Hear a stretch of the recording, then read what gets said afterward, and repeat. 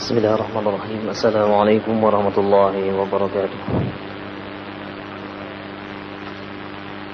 Alhamdulillahirabbil alamin. Alhamdulillahilladzi ahyana ba'da ma amatana wa ilaihin nusyur. Alhamdulillahilladzi hadana li hadza wa ma kunna linahtadiya laula an hadana Allah. Asyhadu an la ilaha illallah wahdahu la syarika lah. Wa asyhadu anna Muhammadan abduhu wa rasuluhu salawatullahi wa salamuhu ala hadzal nabiyil karim. Nabiina Muhammadin wa ala alihi wa sahbihi ajma'in, amma ba'd. Ikhwatal iman rahimani wa rahimakumullah, jamaah salat subuh yang dimuliakan Allah Subhanahu wa taala, kaum muslimin dan muslimat, pendengar setia suara Perak Jaya dimanapun Anda berada, rahimani wa rahimakumullah. Seperti biasa kita awali kajian tafsir Qurtubi dengan tilawatil Qur'anul Karim. Tafadhal.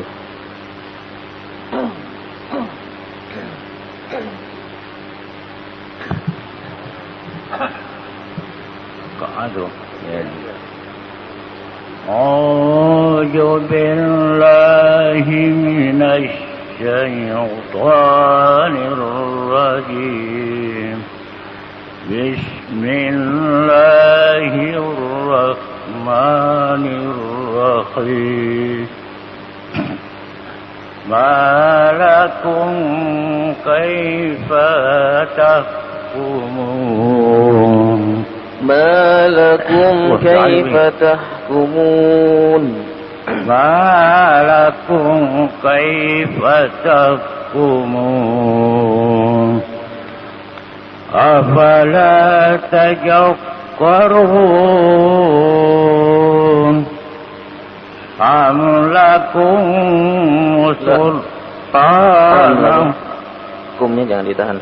Am lakum sultanun mubin.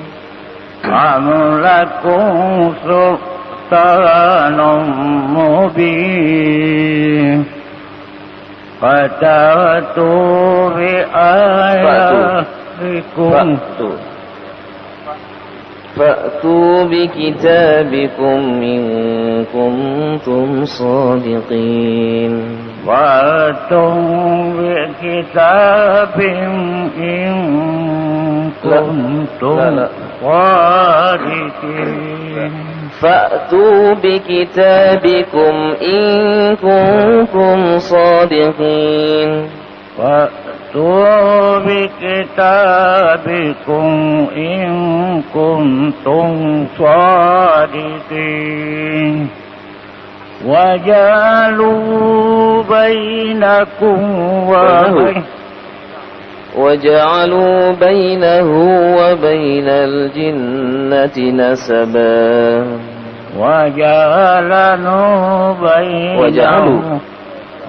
وجعلوا بينه وبين الجنة نسبا. ولقد علمت الجنة ولقد علمت الجنة إنهم لهم الخدير. إنهم لمحضرون. إنهم له الدهور. إنهم لمحضرون. إنهم لمحضرون. لمحضرون. له الدهور. إنهم لمحضرون. إنهم له الدهور. لمحضرون. لمحضرون. له الدهور. Siapa ni? Sudah ni. Terus sampai di atas. Subhanallahi Amma. Subhanallahi amma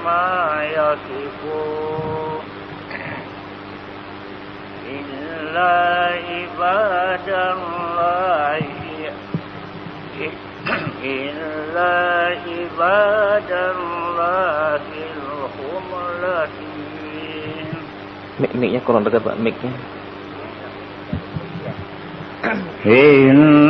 فإنكم وما تعبدون ما أنتم عليه بفاتنين يا من هو إلا من هو سالك الجحيم. لا إلا من هو صال الجحيم. إلا من هو سالم الجحيم. إلا هو من صال الجحيم. إلا من هو سالم لا الجحيم. gak ada himnya Pak. Illa man huwa salil jahim. إلا من هو سالم. لا salil jahim. سالم الجحيم. إلا من هو سالم الجحيم. وما منا إلا له مقام معلوم وإنا لنحن الصافون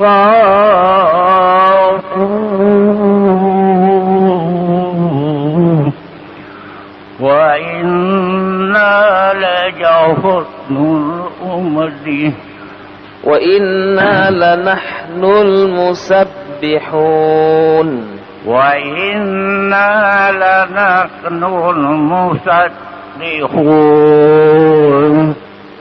وإن كانوا لا يقولون. وإن كانوا ليقولون. وإن كانوا ليقولون لو أن عندنا ذكرا من الأولين لكنا عبادا الله هم صالحين مخلصين لكنا عبادا الله المخلصين وكفروا به فسوف يعلمون ولكن سبقت كلمتنا لعبادنا المرسلين إنهم لهم المنصورون. إنهم لهم منصورون. إنهم لهم منصورون. إنهم لهم المنصورون. إنه لكم لهم المنصور. منصورون. لهم المنصور. لا منصورون. إنهم لهم المنصورون. إنه لكم المنصور. منصورون.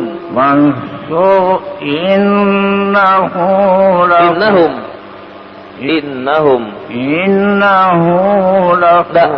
إنهم لهم المنصورون.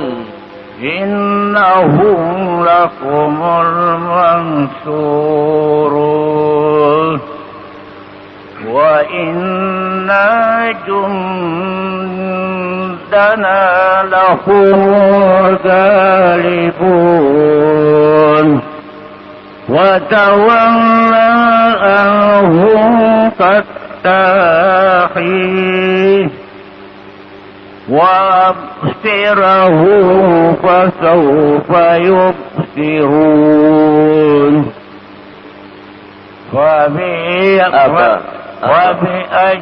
وبأجابنا أفبعذابنا يستعجلون أفبأجابنا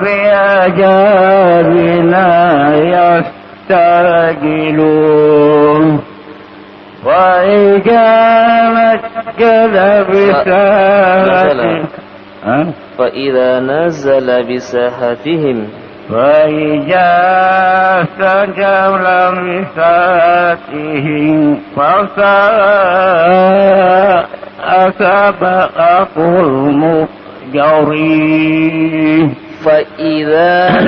فإذا نزل بساحتهم فساء صباح المنذرين وإذا نزل بساحتهم فساء صباح المنذرين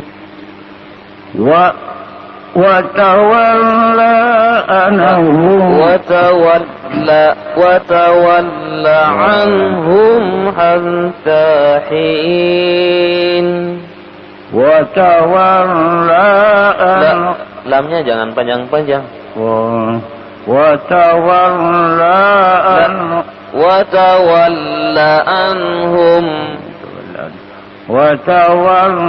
anhum hatta hin.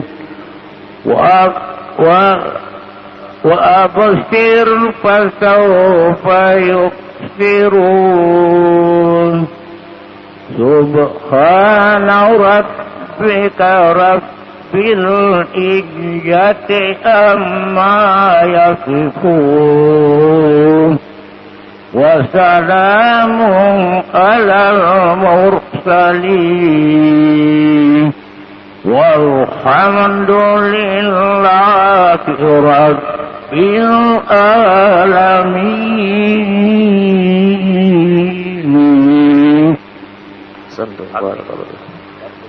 Iya, habis. Sudah. Tinggal apa? Tinggal dibaca sering-sering. Salah. Luar biasa. Berapa umurnya sekarang, Pak? Sudah berapa umurnya? Sudah 82 ya? Masya Allah, luar biasa. Masih tidak pakai kacamata ya?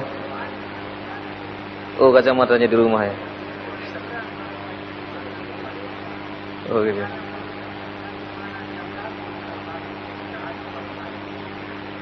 Oh, kacamatanya. Baik. Ya.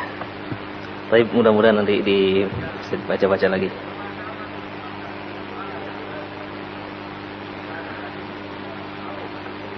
Baik, ahsantum wa barakallahu bikum. Semoga Allah Subhanahu wa taala menambahkan semangat di umur-umur yang sudah tua ya. Amin. Baik, ikhwatal iman rahimani wa rahimakumullah. Kita akan melanjutkan kembali kajian kita pada tafsir Al-Qurtubi surat An-Nisa. Ayat yang sama ya, ayat 83. أعوذ بالله من الشيطان الرجيم وإذا جاءهم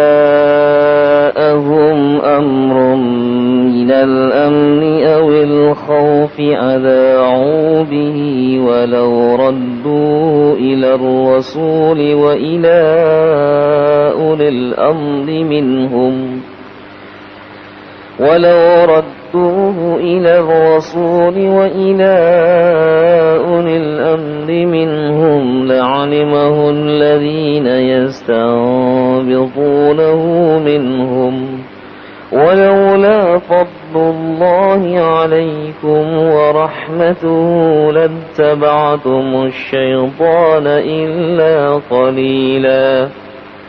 Khawatir rahimani wa rahmatullah. Pada ayat yang ke 83 ini kemarin sudah pernah sempat kita singgung, yaitu masih berkenaan dengan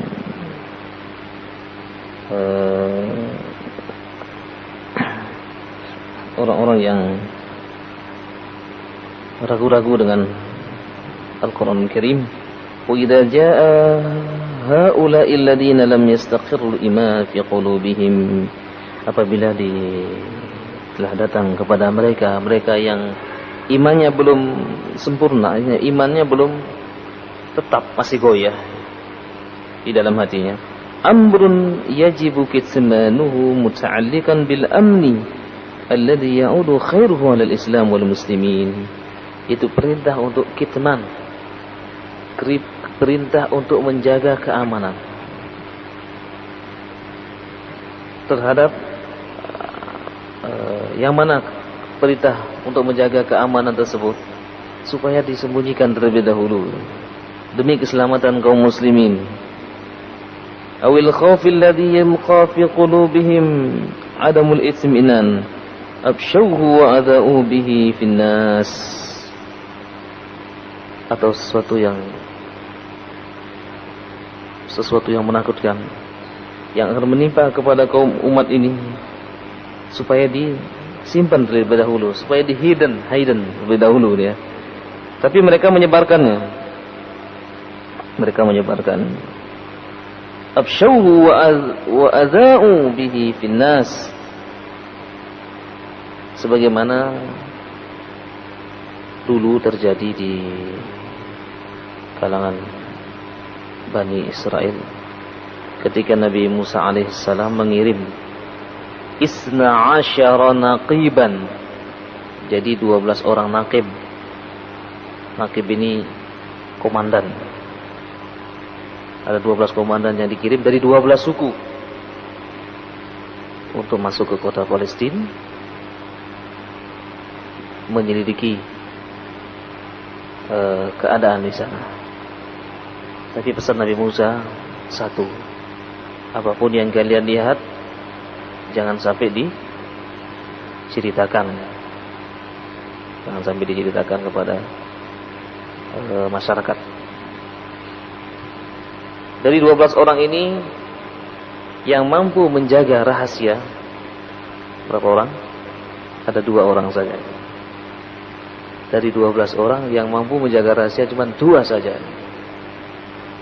Nah, ini pada ayat ini dijelaskan apabila ada satu rahasia yang memang berkaitan masalah keamanan kaum muslimin, maka apabila itu perlu disembunyikan terlebih dahulu, maka disembunyikan. Tentang strategi perang itu enggak perlu dibeberkan kepada siapapun. Tentang jumlah berapa tentaranya, apa yang dipergunakan, itu enggak perlu. Perang itu adalah al-harbu wal makidah, strategi dan tipu daya muslihat. Strategi tidak perlu dibeberkan kepada siapapun. Sehingga Rasulullah sallallahu alaihi wasallam dan para sahabatnya pada saat menggali parit Khandaq, pekerjaan yang begitu besar, tidak diketahui oleh orang-orang kafir Quraisy. Karena betul-betul para sahabat-sahabat ini menjaga rahasia. Illa lil munafiqin, kecuali orang-orang munafik yang tidak bisa menjaga rahasia ini. Walau raddu haula'i ma ja'ahum ila Rasulillah sallallahu alaihi wasallam wa ila ahli al-ilm wal fiqh la alima haqiqata ma'nahu ahli al-istinbat minhum. Kalau sekiranya mereka tidak menyebarkan dan juga diserahkan kepada ahlinya. Ini orang-orang seperti ini kan orang-orang yang ahli, para ulama-ulama atau orang-orang yang ahli dalam masalah fikih untuk mengistinbat, mengambil hukum, maka ini akan lebih selamat. Walaula anna tafaddalallahu alaikum rahmatuhu lattaba'tumus syaitan wa wasawisahu illa qalilan minkum. Kalau bukan karena rahmat dan hidayat Allah Subhanahu wa taala, maka kalian akan mengikuti syaitan dan mengikuti bisikan-bisikannya, kecuali sedikit di antara kalian yang selamat. Ayat ini dijadikan sebagai dalil oleh para ulama kita tentang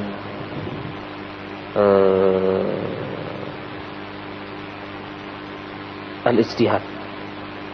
Yajuzul ijtihad fi mas'alatin ma alladhi la yajiduhu fil Qur'ani wa la fis sunnah. Jadi ayat ini dijadikan sebagai dalil tentang bolehnya berijtihad terhadap sesuatu yang tidak ada dalilnya dalam Al-Quran maupun dalam sunnah. Hadis yang sudah masyhur yang sering kita sampaikan lewat mimbar ini, Mu'adz bin Jabal pada saat dikirim ke Yaman, Rasulullah bertanya, bima tahkum, dengan apa kamu akan memutuskan perkara? Qala bi kitabillah, dengan ya kitabullah, dengan Al-Quran. Fa ilam tajid, kalau kamu enggak dapat, kalau kamu tidak menemukan, fa bi sunnati Rasulillah sallallahu alaihi wasallam, dengan sunnah Rasulullah sallallahu alaihi wasallam. Baik. Kalau tidak menemukan, ajtahidu ra'yi wala alu, saya akan berijtihad dan saya akan berusaha menjaga ijtihad itu, tidak lebih daripada itu. Ya, Rasulullah SAW pun menyetujui dan mengutus Mu'adz ke Yaman dan diberikan beberapa pelajaran untuk disampaikan di negeri Yaman. Baik, ikhwatal iman rahimani wa rahimakumullah, ada dua hal yang kita bahas pada ayat ini. Yang pertama tentang siapa sih yang boleh berijtihad? Siapa sih yang boleh memutuskan, mengambil hukum? Siapa sih yang berhak untuk melihat hukum-hukum yang tersirat di dalam ayat-ayat ataupun dalam hadis-hadis Rasulullah sallallahu alaihi wasallam? Apakah semua orang boleh berijtihad? Apakah ada kriteria tertentu, misalnya harus melalui jenjang perkuliahan, jenjang akademis, menempuh akademis misalnya. Jurusan apa yang harus ditempuh sehingga dia bisa berijtihad? Karena ada orang-orang yang dengan lancang zaman sekarang ini berijtihad, padahal itu bukan ijtihad, hanya menggunakan akal. Kalau ayatnya tidak sesuai dengan akalnya, nah ini ayat ini nggak masuk akal. Ada juga yang menilai sesuatu dengan hitungan matematika, umur bumi sekian tahun. Kemudian ada lagi orang yang menjamah masalah-masalah gaib dengan akal. Ternyata tidak ada azab kubur, ternyata akhirat tidak kekal. Ini kan menggunakan akal. Al-Quranul Karim diturunkan oleh Allah Subhanahu wa taala, maka hendaklah dinilai juga dengan, atau ini harus yang ahlinya itu. Rasulullah sallallahu alaihi wasallam dalam hal ini, para sahabatnya, para tabi'in, para ulama-ulama yang memiliki syarat-syarat yang akan kami sebutkan. Siapa saja yang memiliki syarat-syarat berikut ini, boleh dia melakukan ijtihad. Yang pertama, surutul ijtihad, syarat-syarat ijtihad. An ya'lam minal adillati syar'iyyah ma yahtaju ilaihi min ijtihadihi ka ayatil ahkami wa hadithiha. Dia yang pertama harus mengetahui tentang dalil-dalil syar'i, baik dari kitab maupun dari sunnah, terhadap apa yang akan diijtihadinya itu. Seperti ayat-ayat ahkam wa ahadisiyah. Dia harus mengetahui ayat-ayat ahkam dan hadis-hadis yang berkenaan dengan ahkam itu, hukum-hukum. Ayat-ayat ahkam Ayat-ayat yang berkenaan dengan masalah hukum, demikian juga hadis-hadis yang berkenaan dengan masalah hukum.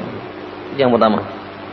Yang kedua, an ya'rifa ma yata'allaqu bi sihhatil hadis wa dha'fihi ka ma'rifati isnadi wa rijalihi wa ghairi dzalik. Nah, dia harus mengetahui tentang sahih dan tidaknya hadis. Bagaimana sahih dan tidaknya hadis? Dia harus mengetahui sanad. An siapa sampai kepada Rasulullah sallallahu alaihi wasallam. An di sini pun tidak hanya sekedar mengetahui bahwa ini dari fulan, tapi dia mengetahui betul siapa si fulan itu. Bagaimana kedudukannya di antara ulamaul muhadditsin? Apakah dia tergolong orang yang thiqah? Thiqah di sini kuat hafalannya. Apakah dia tergolong orang yang dhaif, lemah hafalannya? Apakah dia tergolong orang yang mungkarul hadis? Hadisnya mungkar. Atau orang yang tergolong tasahul. Tasahul di sini adalah orang yang suka memudah menggampangkan. Atau yang tergolong mutasyaddid. Mutasyaddid di sini adalah terlalu ketat. Atau tergolong yang mutawassit, yang tengah-tengah. Ya, ini harus diketahui. Wa rijalihi, rijalul hadis. Harus tahu ilmu isnad dan ilmu rijal. Nah, ini memerlukan waktu yang tidak sebentar, cukup lama. Yang ketiga, an ya'rifan nasikh wal mansukh wa mawaqi' al-ijma' hatta la yahkuma bi mansukh mukhalifin lil ijma'. Dia harus mengetahui nasikh dan mansukh. Nasikh ini ayat-ayat yang menghapus, mansukh ayat yang dihapus. Nasikh dan mansukh ini ada 3. Naskhul hukmi wa baqiya qira'atuhu. Ada dalam Al-Quran yang dinasakh, yang dihapuslah hukumnya, tapi ayatnya masih ada. Seperti dalam surah Al-Mujadilah, a'udzubillahi minasyaitonir rajim, ya ayyuhalladzina amanu idza najaitumur rasula faqaddimu baina yaday najwakum shadaqah. Dzalika khairul lakum wa athhar, fa in lam tajidu fa innallaha ghafurur rahim. Ashfaqtum an tuqaddimu baina yaday najwakum shadaqat. Fa illam taf'alu wa taballahu 'alaikum faqimus salata wa atuz zakata wa atiullaha wa rasulahu wallahu khabirum bima ta'malun. Ini harus diketahui. Ini ayat yang hukumnya dinasakh, dihapus. Kenapa? Karena orang-orang yang dulu ketika akan berkonsultasi dengan Rasulullah sallallahu alaihi wasallam harus menginfakkan hartanya. Bagi orang yang kaya mungkin bisa, bagi yang miskin, yang fakir, yang punya masalah tidak bisa, sehingga dihapuslah hukumnya. Kemudian ada yang naskhul qiraah wa baqiya hukmuhu. Yang dihapus itu adalah bacaannya, hukumnya masih ada. Contohnya apa? Tentang hukum rajam. Enggak ada dalam Al-Qur'an disebutkan hukum rajam. Yang ada adalah hukum cambuk. Nah, bagaimana kok bisa kok ada hukum rajam? Di dalam hadis itu Aisyah radhiyallahu anha wadhaha mengatakan bahwa kanat surat al-Ahzab misla surat al-Baqarah. Surat Ahzab itu sama panjangnya dengan surah Al-Baqarah. Min baini ayatiha, di antara ayatnya adalah as-saykhatu was-saykhu idza zanaya farjumuha battah. Apabila ada seorang perempuan yang berzina, yang sudah menikah dengan laki-laki yang sudah menikah, maka hendaklah dia dirajam sampai mati. Ayatnya enggak ada. Summa nusikhat, kemudian dihapus. Bacaannya dihapus tapi hukumnya masih ada. Ini yang dihapus adalah qiraahnya, bacaannya, tapi hukumnya masih ada. Kemudian nashul hukmi wal qiraah, yang dihapus adalah bacaannya dan hukumnya juga diganti dengan yang lain. Contohnya adalah asyrul rada'at. Jadi untuk menjadi anak kita misalnya supaya menjadi muhrim, saudara kita misalnya, kita ini punya kenalan atau kita punya sepupu lah, anak kita tuh kepingin dia bersaudara dengan anaknya, maka anak kita disusukan oleh ibunya Kalau dulu sebanyak 10 kali. Ini berat. Sehingga ini dihapus, ayatnya dihapus, hukumnya dihapus, kemudian diganti dengan hukum yang lain. Cukup khamsa rada'at, diganti dengan 5 kali susuan. Sudah menjadi muhrimnya nanti. Dan masih banyak lagi tentang nasih dan mansuh harus diketahui. Demikian juga wa mawakil ijma'. Ada ijma' di antara para ulama, konsensus ulama. Konsensus ulama hatta la yahkumu bimansuhi aw mukhalif bil ijma'. Sehingga ketika dia mengeluarkan hukum dari hasil ijtihadnya itu tidak pincang nanti. Dia mengatakan ini ayat ini yang dipergunakan adalah hukum ayat yang dimansuh. Ayat yang dihapus. Nah, sehingga di sini harus betul-betul mengetahui juga mana ayat yang turun duluan, mana yang belakangan turun. Itu harus betul-betul diketahui. Yang keempat, an ya'rifa minal adillati ma yakhtalifu bil hukum min takhsisihi aw taqyidihi aw nahwihi hatta la yakuma bima yukhalifu dzalik. Dia mengetahui dalil dengan jelas. Apa yang ada perbedaan antara hukum, mana yang khusus, mana yang umum, mana yang muqayyad, mana yang mutlaq. Nah, ini dia bisa mengetahui ini kalau dia mengetahui Al-Quran secara keseluruhan, sehingga dia mengetahui mana yang ayat-ayat yang am, yang umum, mana ayat-ayat yang khusus. Jadi sehingga ketika mengeluarkan hukum satu keputusan dia tidak ngawur. Yang kelima, an ya'rifa minal lughah usulul fiqh. Dia harus mengetahui atau menguasai bahasa Arab dan perangkatnya. Bahasa Arab itu ada ilmu nahwu, ilmu sharaf, ilmu balaghah. Balaghah di sini ada ilmu bayan, ilmu ma'ani, ilmu badi'. Ini sudah diketahui semuanya. Jadi sehingga ayat-ayat itu ada yang kalimatnya ada yang mabni, ada yang mu'rab, ada yang mabni lil majhul, ada yang ada khobarnya, ada mubtadanya enggak ada. Ini harus diketahui itu. Jadi intinya harus menguasai bahasa Arab dengan baik. Wa usul fikih.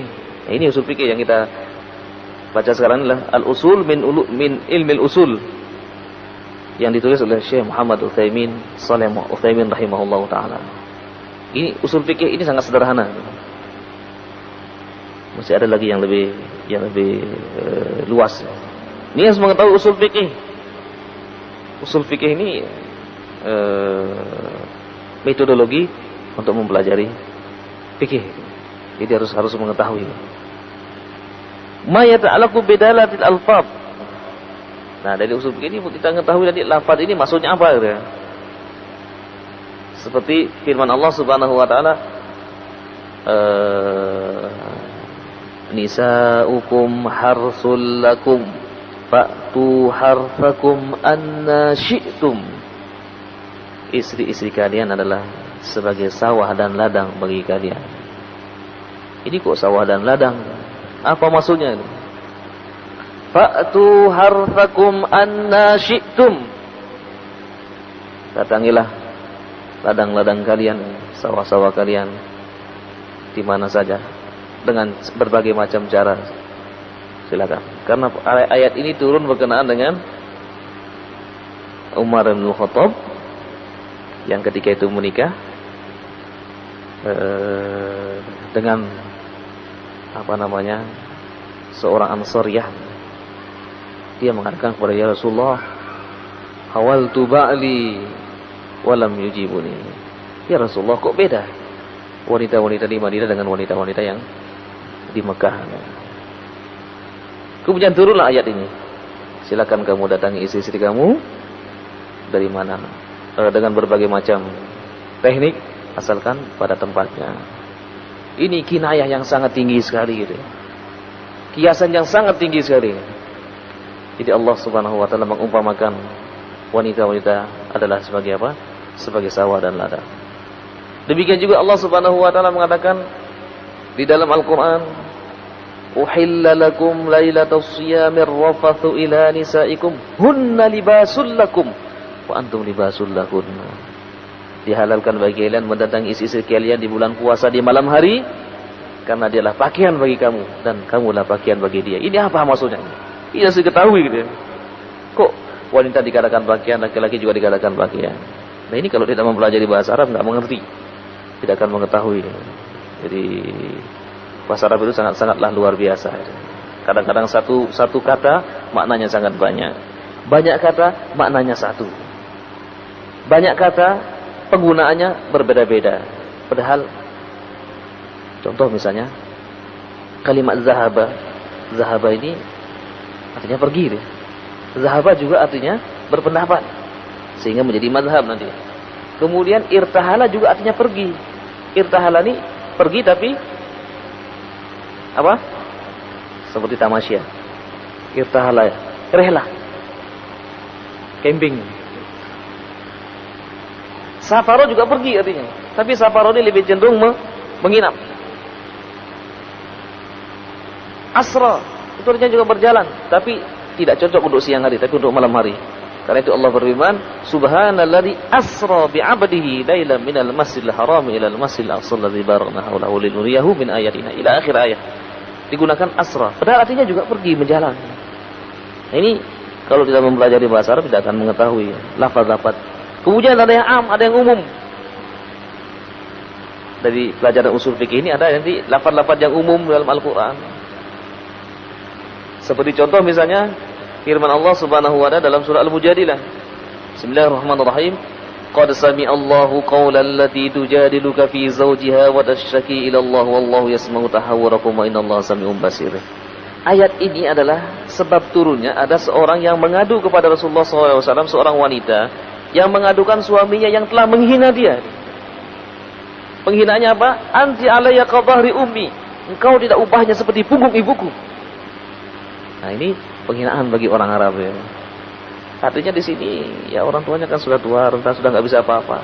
Dia samakan istrinya dengan dia. Artinya istrinya sudah tua, sudah tidak bisa lagi memberikan kebahagiaan, melayani dia secara biologis. Kemudian dia mengatakan seperti itu. Wanita itu kemudian mengadu kepada Rasulullah SAW. Ya Rasulullah, sekarang saya sudah tua begini, ya Rasulullah, saya dihina oleh suami saya nggak terima ya Rasulullah. Allah Subhanahu wa taala membuka tabirnya, buka langit, 7 lapis langit dan bumi. Kemudian Allah menurunkan firman-Nya ini. Nah, apakah ayat ini khusus kepada orang itu atau juga umum kepada seluruh kaum muslimin yang peristiwanya sama seperti itu, dia menghina istrinya? Apakah sama? Nah, ini harus diketahui. Nah, melalui apa? Pelajaran kajian usul fikih. Wal khas wal mutlaq, apakah ayat ini mutlak, hadis ini mutlak, wal muqayyad, apakah khusus pada permasalahan tertentu? Ada seorang yang datang menemui Rasulullah, sudah berobat dengan berbagai macam cara, nggak sembuh-sembuh. Rasulullah mengatakan, cari onta itu, cari kencingnya onta, kamu minum. Nah, kencingnya onta suruh minum. Apakah ini khusus kepada orang itu? Atau boleh meminumnya apabila orang yang terkena penyakit seperti itu? Atau ini memang khusus zaman Nabi saja, kemudian tidak boleh setelah itu? Ini perlu kajian khusus. Kemudian wal mujmal, mana yang mujmal universal. Wal mubayyan, ini mubayyan mana yang menjadi penjelasan. Wa nahu zalik liyahkum bima taqtadihi min ad-dalalah, tilka ad-dalalah. Yang keenam, yang terakhir disebutkan di sini, padahal banyak sekali kan. Hanya kuna indah qudrah yatamakkanu biha min istinbatil ahkami min adillatiha. Memang dia punya kemampuan untuk melakukan seperti itu. Ada orang yang punya ilmu tapi enggak punya kemampuan dalam masalah itu, mengambil hukum ya. Jadi mengeluarkan hukum dari ayat-ayat maupun dari hadis, maupun tidak ada hukum sama sekali, kemudian dia dengan melihat dalil-dalil dari Al-Qur'an Al-Karim kemudian dia beristinbat. Contoh misalnya dalil-dalil tentang dilarangnya rokok dalam Islam. Ini kan nggak ada dalam Al-Quran, nggak ada dalam hadis katanya. Tapi di situ ada, ya disebutkan analogi kias. Segala sesuatu yang memudaratkan manusia maka dilarang dalam Islam. La darara wa la dirara. Dalil umum, tidak boleh memudaratkan diri sendiri dan juga memudaratkan orang lain. Nah, ini hanya diketahui oleh mereka yang mengetahui bahasa Arab. Wal ijtihad qad yatajarra'u fa yakunu min babin wahidin min abwabil ilmi aw fi mas'alatin min mas'alah. Ijtihad itu mungkin pada satu permasalahan, ada juga permasalahan yang sangat banyak sekali. Dan ini sekali lagi harus orang-orang memiliki kafah, kemampuan dalam masalah itu. Nah, sehingga barulah dia menulis dan berijtihad. Jadi tidak mudah, Pak, ya. Sangat sulit. Jadi tidak mudah, sehingga zaman sekarang orang dengan mudah saja mengarang buku ini, mengarang buku itu, gitu ya. Sehingga meresahkan masyarakat. Meresahkan masyarakat. Hanya mendapatkan nilai apa? Nilai jual, bestseller. Ya kan, bestseller. Yujad fulus, dapat fulus katanya.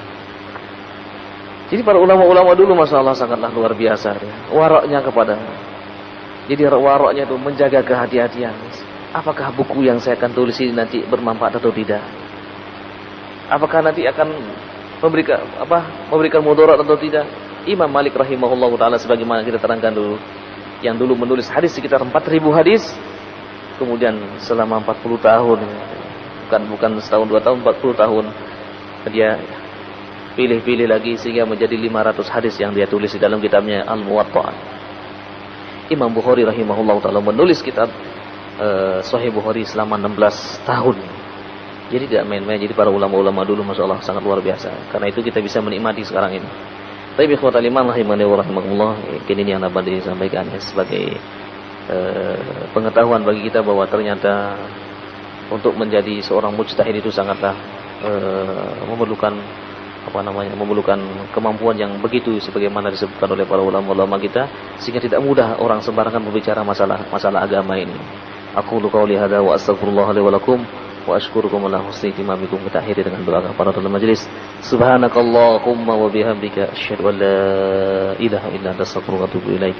Wassallallahu ala Muhammadin wa ala alihi wa sahbihi ajma'in. Assalamualaikum warahmatullahi wabarakatuh.